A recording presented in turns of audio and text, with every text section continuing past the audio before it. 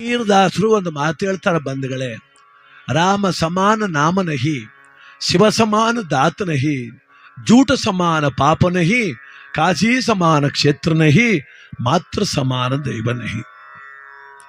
ತಾಯಿ ಆದವಳು ಮಕ್ಕಳಿಗೆ ಕೆಡಕು ಬಯಸೋದಿಲ್ಲ. ಏನೋ ಕೆಲವು ಸಲ ಸಿಟ್ಟಲ್ಲಿ ಒಂದು ಮಾತು ಹೇಳ್ಬೋದು ಅಷ್ಟೇ, ಹಾಳಾಗೋಗು ಅನ್ಬೋದು. ಆದರೆ ಅಂತರಂಗದಿಂದ ಹೇಳೋದಿಲ್ಲ ತಾಯಿ, ಯಾವ ತಾಯಿನೂ ನನ್ನ ಮಕ್ಕಳು ಹಾಳಾಗೋಗ್ಲಿ ನಾಶವಾಗಲಿ ಅಂತ.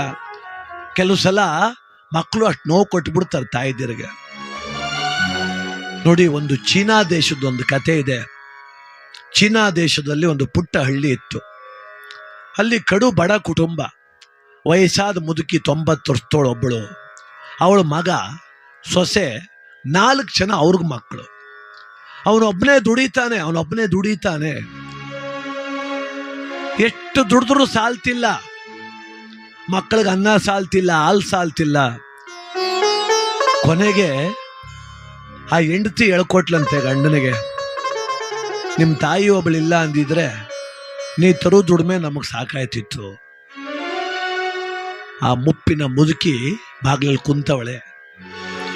ಆ ಹೆಂಡತಿ ಹೇಳ್ತಾಳೆ ಗಂಡನಿಗೆ, ನಿಮ್ಮ ತಾಯಿ ಇಲ್ಲ ಅಂದಿದ್ರೆ ನೀ ತರೋ ದುಡಿಮೆ ನಮಗೆಲ್ಲ ಹೊಟ್ಟೆ ತುಂಬ ಅನ್ನ ಆಗ್ತಿತ್ತು. ಈಗ ನೋಡು, ನಾವು ತಿನ್ನೋ ಅಂದಲ್ಲಿ ಸುಮ್ಮನೆ ಕೂತ್ರೊಳಗೂ ಪಾಲು ಕೊಡಬೇಕೀಗ. ಅದಕ್ಕೆ ಗಂಡ ಅಂತಾನೆ, ಅದಕ್ಕೆ ನಾನು ಏನು ಮಾಡಲಿ? ನನ್ನ ತಾಯಿಗೆ ಸಾವು ಬರ್ತಿಲ್ಲ, ಸಾವು ನಾವು ಕರೆದ್ರೂ ಬರೋದಿಲ್ಲ. ಅದಕ್ಕೆ ಇವಳು ಹೇಳದ್ಲಂತೆ ಹೆಂಡತಿ, ನೋಡು ನನ್ನ ಮಾತು ಕೇಳು, ನಿಮ್ಮ ತಾಯಿ ಕರ್ಕೊಂಡೋಗಿ ಎಲ್ಲರೂ ದೂರ ಬಿಟ್ಬಿಟ್ಟು ಹೊಂಟು ಬಾ. ಇವತ್ತಲ್ಲ ನಾಳೆ ಸತ್ತೇ ಸಾಯ್ತಾಳೆ. ಅವಳೊಬ್ಬಳಿಲ್ಲ ಅಂದ್ರೆ ನನ್ನ ಮಕ್ಕಳಿಗೆ ಹೊಟ್ಟೆ ತುಂಬ ಅನ್ನ ಆಗ್ತದೆ. ಇವಳು ತಾಯಿನೇ. ಅವನು ತುಂಬ ಯೋಚನೆ ಮಾಡ್ದ, ದುಃಖ ಮಾಡ್ದ. ಒಂದು ಕಡೆ ಎತ್ತ ತಾಯಿ, ಅವಳನ್ನ ದೂರ ಬಿಡೋದು ಹೆಂಗೆ? ಇನ್ನೊಂದು ಕಡೆ ಎಷ್ಟು ದುಡಿದ್ರು ಮಕ್ಕಳಿಗೆ ಅನ್ನ ಇಲ್ಲ, ಇವ್ರು ಸಾಕೋದು ಹೆಂಗೆ? ತೀರ್ಮಾನ ಮಾಡ್ಕೊಂಬಿಟ್ಟ, ನಿಜ ಹೆಂಗೂ ಸಾಯ್ತದ ನಮ್ಮ ತಾಯಿ, ಎಲ್ಲರೂ ಕರ್ಕೊಂಡೋಗಿ ದೂರ ಕಾಡಲ್ಲಿ ಬಿಟ್ಟು ಬಂದ್ಬಿಡುವ ಅಂತ. ಒಂದು ದಿವಸ ತಾಯಿ ಮುಂದೆ ಕುಂತು ಕೇಳ್ತಾನಮ್ಮ, ನಾನು ನಿನ್ನ, ಅಲ್ಲೊಂದು ಬೌದ್ಧ ಸ್ತೂಪ ಇದೆ, ಚೈನಾ ದೇಶದಲ್ಲಿ ಅತಿ ಹೆಚ್ಚು ಪೂಜೆ ಮಾಡೋದು ಬುದ್ಧನನ್ನು, ಅಲ್ಲಿ ಕರ್ಕೊಂಡು ಹೋಗ್ತೀನಿ, ಬರ್ತೀಯಾ? ಅಜ್ಜಿಗೆ ಸರಿಯಾಗಿ ಕಣ್ಣು ಕಾಣಲ್ಲ, ನಾನು ಹೆಂಗೆ ಕರ್ಕೊಂಡು ಹೋಗ್ತೀಯಪ್ಪ ಅಂದ್ಲು. ಒಂದು ಬುಟ್ಟಿಲಿ ಕೂತ್ಕೋ, ತಲೆ ಮೇಲೆ ಹೊತ್ಕೊಂಡು ಹೋಗ್ತೀನಿ, ಅಲ್ಲಿಗೆ ಹೋದ್ರೆ ನಿನಗೆ ಭಗವಂತನ ಆಶೀರ್ವಾದ ಸಿಗ್ತದೆ. ಆಯ್ತು ಮಗನೇ, ಆಯ್ತು ಹೋಗುವ. ಯಾವಾಗ ಹೋಗುವ? ನಾಳೆ ಬೆಳಿಗ್ಗೆನೆ ಮುಂಜಾನೆ 4 ಗಂಟೆಗೆ ಹೊರಟು ಬಿಡುವ. ಆಯ್ತು. ಒಂದು ದೊಡ್ಡ ಬುಟ್ಟಿಲಿ ತಾಯಿ ಕುಂಡಿಸ್ಕೊಂಡ, ತಲೆ ಮೇಲೆ ಹೊತ್ಕೊಂಡ. ಅಜ್ಜಿ ಆ ಮೊಮ್ಮಕ್ಕಳೆಲ್ಲರನ್ನು ಕರೆದು ಮುತ್ತಿಟ್ಟು 4 ಜನ ಮೊಮ್ಮಕ್ಕಳಿಗೆ ಆಶೀರ್ವಾದ ಮಾಡಿದ್ಲು. ಚೆನ್ನಾಗಿರಿ ಮೊಮ್ಮಕ್ಕಳ ಅಂತ. ಸೊಸೆಗೂ ಆಶೀರ್ವಾದ ಮಾಡಿದ್ಲು. ನಾನು ಹೋಗಿ ದೇವ್ರು ನೋಡ್ಕೊಂಡ್ ಬರ್ತೀನಿ ಒತ್ಕೊಂಡು ಹೊರಟ ಮಗ. ಅವನ ಆಸೆ ಏನು ಅಂದ್ರೆ, ಹಂಗೇ ನಿದ್ರೆ ಬಂದು ಮಲ್ಕೊಂಡ್ಬಿಡ್ತಾಳೆ ನನ್ನ ತಾಯಿ, ಅವಳು ನಿದ್ದೆ ಬಂದಾಗ ಎಲ್ಲಾರ ಒಂತಾವ್ ಬಿಟ್ಟು ಬಂದ್ಬಿಡುವ ಅಂತ. ಇವಳು ಮಲಗ್ತಾನೆ ಇಲ್ಲ. ಮಗನೇ, ನೀ ಚೆನ್ನಾಗಿರ್ಬೇಕು, ಮಕ್ಕಳು ಚೆನ್ನಾಗಿ ಓದಿಸ್ಬೇಕು, ನೀ ಚೆನ್ನಾಗಿರ್ಬೇಕಣಪ್ಪ, ವರ್ಷಕ್ಕೊಂದ್ಸಲ ಇಂಥ ಪೂಜೆ ಮಾಡು ಅಂತಾಳೆ. ಒಯ್ತಾ ಆ ಕಾಡಿನ ದಾರಿಲಿ ಒಯ್ತಾವನೆ, ದಟ್ಟ ಕಾಡು. ಈ ಅಜ್ಜಿ ಏನ್ ಮಾಡ್ತಾಳೆ, ಆ ಪಕ್ಕದಲ್ಲಿ ಎಲೆ ಗಿಡ ಅವೆಲ್ಲ ಕಿತ್ತು ನೆಲಕ್ಕೆ ಹಾಕಂತ ಒಯ್ತಾವಳೆ. ಕೈಗೇನು ಸಿಗ್ತದೆ ಅಕ್ಕಿಡೋದು, ಕೆಳಕ್ಕೆ ಹಾಕೋದು. ರಾತ್ರಿ 10 ಗಂಟೆ ಆಯ್ತು, ಇವಳು ನಿದ್ದೆ ಬತ್ತಿಲ್ಲ. ಅವನು ನಿದ್ದೆ ಬರದೆ ಕೆಳಕ್ಕೆ ಇಳಿಸಂಗಿಲ್ಲ.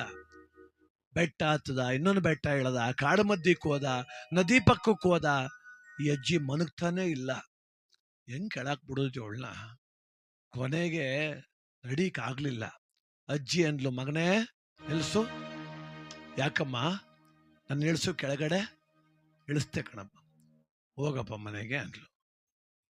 ನೀನು? ಮಗನೇ, ಮೊನ್ನೆ ರಾತ್ರಿ ನಿನ್ನ ಹೆಂಡತಿ ನಿನಗೆ ಹೇಳ್ಕೊಡ್ತಿರ್ಲಿಲ್ಲ, ನಿಮ್ಮ ತಾಯಿ ಇಲ್ಲ ಅಂದಿದ್ರೆ ನಮ್ಮ ಮನೆಗೆ ಹೊಟ್ಟೆ ತುಂಬ ಅನ್ನ ಆಗ್ತಿತ್ತು, ಅವಳನ್ನ ಬಿಟ್ಟು ಬಾ ಅಂತ ಹೇಳಿದ್ಲಲ್ಲ, ನಾನು ಕೇಳಿಸ್ಕೊಂಡೆ ಕಣಪ್ಪ, ನಾನು ಕೇಳಿಸ್ಕೊಂಡೆ. ನಾನು ಬರೋಕ್ ಸಿದ್ಧ, ನಿನಗೆ ತೊಂದರೆನೇ ಕೊಡ್ತಿರ್ಲಿಲ್ಲ, ನನ್ನ ಕಣ್ಣು ಕಾಣಲ್ವಲ್ಲ. ಹೋಗು, ಸದ್ಯ ನನ್ನ ಮಗನಾಗಿ ಹುಟ್ಟಿ ಒಳ್ಳೆ ಕೆಲಸ ಮಾಡಿದೆ. ಈ ದೇಹ ಮಣ್ಣಲ್ಲಿ ಮಣ್ಣಾಗ್ಬಿಡ್ತಿತ್ತು, ಈಗ ಯಾವ್ದಾದ್ರು ಒಂದು ಪ್ರಾಣಿಗೆ ಆಹಾರನ ರಾಯ್ತೀನಿ, ಅಮ್ಮ ಬರೋ ದಾರಿನಲ್ಲಿ ಎಲೆ ಎಲ್ಲ ಕಿತ್ತಾಕೊಂಡ್ ಬಂದಿದೆಯಲ್ಲ, ವಾಪಸ್ ಬಂದ್ಬಿಡುವ ಅಂತ ಕಿತ್ತಾಕ್ಬಿಟ್ಟು ಬಂದ ಅಂದ. ಅದಕ್ಕೆ ಆ ಮುದುಕಿ ಅಂತಾಳೆ, ನನ್ನ ಕಣ್ಣೇ ಕಾಣಲ್ಲ ಕಣೋ ಮಗಳೇ, ನಾನು ಯಾಕೆ ಕಿತ್ತಾಕೊಂಡ್ ಬಂದೆ ಗೊತ್ತಾ? ನನ್ನನ್ನು ಬಿಟ್ಟು ಬರಬೇಕು ಅನ್ನೋ ಆತರದಲ್ಲಿ ನೀ ದಾರಿ ತಪ್ಪುಟ್ರೆ ಮಗನೇ ನಿನ್ಗತಿಗೇನಪ್ಪ. ಈಗ ವಾಪಸ್ ಹೋಗುವಾಗ ನಾನು ಯಾವ ದಾರಿಲಿ ಎಲೆ ಕಿತ್ತಾಕೊಂಡ್ ಬಂದಿನ ಅಲ್ಲೇ ಹೋಗೋಕಂದ. ನಾಳೆ ಸಂಜೆ ಹೊತ್ತು ಮನೆ ಸೇರ್ತೀನಿ ಆ ತಾಯಿ ಪಾದ ಹಿಡ್ಕಂಗುಳೋ ಅಂತ ಹತ್ಬಿಟ್ಟ. ಅಮ್ಮ ನಿನ್ನನ್ನು ತಗೊಂಡೋಗಿ ಕಾಡಿಗೆ ಬಿಡ್ತೀನಿ ಅಂತ ಸತ್ತೇ ಗೊತ್ತಿದ್ರು ನಾನ್ ದಾರಿ ತಪ್ಪಾರ್ದು ಮಗ ಅಂತ ಕಾಯ್ತಿಯಲ್ಲ ತಾಯಿ, ನಿನ್ನ ಬಿಟ್ಟು ಹೆಂಗಮ್ಮ ಬದುಕೋದು? ಬಾ ಅಮ್ಮ, ನನಗೊಂದು ತುತ್ತು ಕಡಿಮೆ ಆದ್ರೂ ಸರಿಯೇ, ಕಟ್ಟ ಕಡೆವರೆಗೂ ನಿನ್ನನ್ನು ಸಾಕ್ತೀನಿ ಅಂತ ವಾಪಸ್ ಮನೆ ಕರ್ಕೊಂಬಂದ. ತಾಯಿ ಹೃದಯ ಅದು.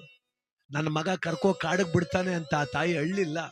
ನನ್ನ ಮಗ ದಾರಿ ತಪ್ಪಿಡ್ತಾನೆ ಅಂತ ದಾರಿ ಗೊತ್ತಾಗ್ಲಿ ಅಂತ ರಸ್ತೆಲೇ ಎಲೆ ಕಿತ್ತು ನೆಲಕ್ಕೆ ಹಾಕಿಲ್ಲಮ್ಮ. ಅದಕ್ಕೆ ಮನುಷ್ಯನ ಜೀವನದಲ್ಲಿ ಕಟ್ಟ ಕಡೆವರೆಗೂ ಕೂಡ ಮಕ್ಕಳ ಯಶಸ್ಸು, ಶ್ರೇಯಸ್ಸು, ಅಭಿವೃದ್ಧಿ ಬಯಸೋ ಏಕೈಕ ಜೀವ ಅದು ತಾಯಿ ಜೀವ. ಈ ಜಗತ್ತಲ್ಲಿ ಯಾವ ದ್ರೋಹನಾರು ಮಾಡಿ ಏನೋ ಮಾಡ್ಬೋದೇನೋ, ಆದ್ರೆ ಮಾತೃದ್ರೋಹ ಮಾಡಿ, ಪಿತೃದ್ರೋಹ ಮಾಡಿ, ಗುರುದ್ರೋಹ ಮಾಡಿ ಯಾರು ಬದುಕಿಲ್ಲ. ಅದಕ್ಕೆ ಎಚ್ಚರವಾಗಿರೋಣ, ಎಚ್ಚರಿಕೆಯಿಂದ ಬದುಕೋಣ. ತಾಯಿಯೇ ದೈವ, ತಾಯಿಯೇ ಕಟ್ಟ ಕಡೆಯವರೆಗೂ ನಮ್ಮನ್ನು ಸಲಹುವ ದೈವವಾಗಲಿಕ್ಕೆ ಸಾಧ್ಯ ಬಂಧುಗಳೇ.